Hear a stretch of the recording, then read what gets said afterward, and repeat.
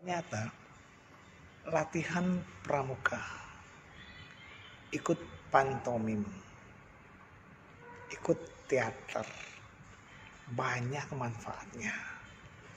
Jadi Bapak Ibu, bila Bapak Ibu memiliki putra putri, cobalah berikan ruang mereka untuk berkreasi. Seni apapun, bisa juga dengan olahraga. Yang penting berikan ruang buat mereka berkreasi, menunjukkan aktivitas-aktivitas di luar jam pelajaran. Kenapa?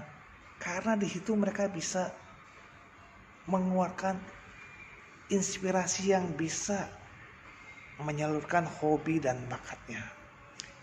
Bisa saja bakat-bakat yang terpendam akhirnya berkembang. Bisa jadi modal hidup atau biaya tambahan sebagai keterampilan ya. Misalnya di tempat pekerjaan dia bisa menyalurkan seni dan kreasinya.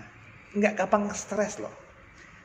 Ketika kita mau mengembangkan seni, akhirnya hidup itu jadi indah. Oke lah, misalnya kita sebagai seorang penceramah.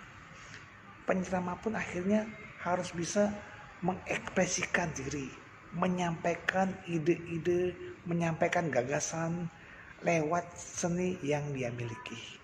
Jadi kisah pun, cerita pun tidak hambar. Oleh karena itu, kembangkanlah bakat-bakat yang kita punya. So pasti bakat itu akan berkembang ketika kita punya dasarnya. Ya. Jadi seorang guru pun ketika mengajar penuh kreasi, mengajar tuh gak membosankan. 2 jam berlalu sangat cepat. Misalnya seorang guru pandai menggambar, bisa mengkreasikan bagaimana materi-materi pelajarannya lewat gambar-gambar, atau dengan menyampaikan cerita. Seorang guru bisa berekspresi dalam bercerita atau bernyanyi. Bernyanyi tentu saja butuh mimik dan penguasaan ya. Kenapa? Karena kalau hanya bernyanyi datar saja, walaupun suaranya bagus tanpa ekspresi, nggak menarik ya. Oleh karena itu perlu belajar. Yang bisa menyanyi, cobalah salurkan dengan bernyanyi ya.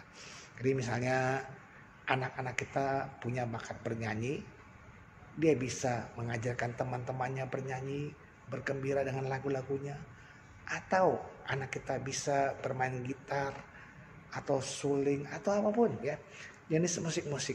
Akhirnya dia bisa mengkolaborasikan kreasi seninya ya. Yang senang teater pun demikian. Orang yang bisa bermain teater akan menguasai ketika dia menyampaikan sesuatu atau membaca sesuatu. Tidak mati. Bisa menjadi MC. Perlu belajar. Semua ilmu perlu kita pelajari. Mempelajari pantomim. Ya, butuh sesuatu yang berbeda ya. Memang agak sulit mencari generasi penerusnya. Karena memang ini perlu bakat-bakat khusus ya. Namun demikian, para muda-mudi yang berbahagia, jangan takut ketika kita punya seni. Ekspresikanlah ya. Apalagi ketika Anda mau membuat konten YouTube, Anda mau membuat TikTok, silakan. Media-media Anda pakai. Ya. Apapun kemampuan Anda, kembangkanlah pada hal-hal positif. Misalnya Anda senang sebagai pembicara dalam sebuah seminar, lakukanlah dengan tambahan seni ya. Karena materi yang sulit pun akan jadi mudah ketika kita menyampaikannya dengan santai. So pasti semua bisa, tinggal mau atau tidak ya. Permasalahannya memang ketika belajar pantomim seolah-olah bermain dengan benda yang tak ada bendanya ya. Namun demikian akhirnya bisa mengekspresikan diri. Cobalah. Atau Anda senang dengan bermain musik hanya lewat mulut, ya, siulan-siulan, atau Anda senang pramuka pun akhirnya terlatih untuk berkemah, terlatih baris berbaris. Ya. Kalau mereka yang pernah belajar baris berbaris, sehingga dia pun bisa mengatur baris dengan rapi, bisa mengerti bagaimana menempatkan diri sebagai pemimpin dalam upacara, belajar mengolah suara, atau yang senang teater. Semuanya itu ada manfaatnya kok. Tak ada yang sia-sia. Oleh karenanya, selama para muda-mudi yang berbahagia mengikuti pelajaran di sekolah, ayo kali, jangan takut. Waktu di sekolah adalah waktu belajar dan juga menggali kemampuan kalian ketika ada ekskul ya. Ikutlah, ambillah ekskul yang kalian sukai. Tentu semua ekskul itu akan membawa manfaat. Kapan? Saat itu dan saat nanti. Di lingkungan kerja Anda bisa berkreasi. Ya, tentu bagi para penceramah juga belajar menjadi seorang penceramah yang tidak kaku. Juga jangan berpikir, wah kalau saya bergerak terus seperti pemain wayang, atau dengan olah suara seperti ini, gimana? Itu perlu latihan. Jadi ada hal-hal yang memang kadang-kadang di luar logika. Kita bisa menyampaikan materi selama 2 atau 4 jam.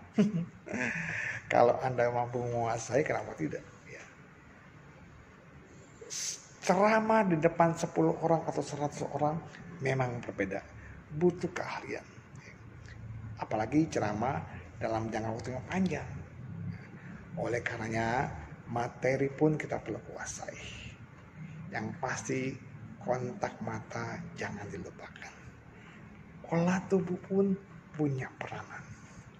Semoga para generasi muda lahir kembali, muncul yang baru-baru. Jangan takut. Lalu buat para senior-senior juga, jangan takut tersaingi. Berikan ruang agar para penceramah muda muncul, para pandita muncul. Jangan dihambat perkembangan mereka. Mereka mau maju, berikanlah ruang. Kenapa? Masa generasi tua pasti terlepas karena waktu. Pelan-pelan harus digantikan. Dan kaum tua yang para sesepuh-sepuh, cobalah berikan ruang mereka. Kasih pedoman. Ayo kembangkan. Tentu saja anak muda pasti bisa lebih berkembang asal diberikan ruang. Kita jangan terpaku oleh sesuatu yang kadang-kadang kita tidak mengerti. Ajaklah bicara para pemuda. Apa maunya para pemuda? Pemuda dan para sesepuh akan nyambung kok. Para sesepuh ceramah, pemuda mendengarkan, mereka akan mengerti bila keduanya saling paham apa yang dimaui. Jangan sampai antara penceramah senior dan para pemuda terjadi gap. Topik yang disampaikan oleh orang tua gak nyambung dengan para pemuda. Para pemuda bosan mendengar hal yang itu saja dari para pengasuh atau para pembicara senior. Cobalah kita saling berbagi, saling bertanya. Hai anak muda, apa maumu? Kita akan sampaikan, kita akan berikan. Cari solusi yang terbaik. Akhirnya mereka pun akan menjadi generasi penerus yang membanggakan. So pasti kita berharap ada regenerasi penceramah baru. Saya pun berharap bukan penceramah aja ya, adalah teman-teman para muda-mudi yang mau belajar pantomim dengan Edi Wijaya. so pasti kita berbagi ilmu. Terima kasih.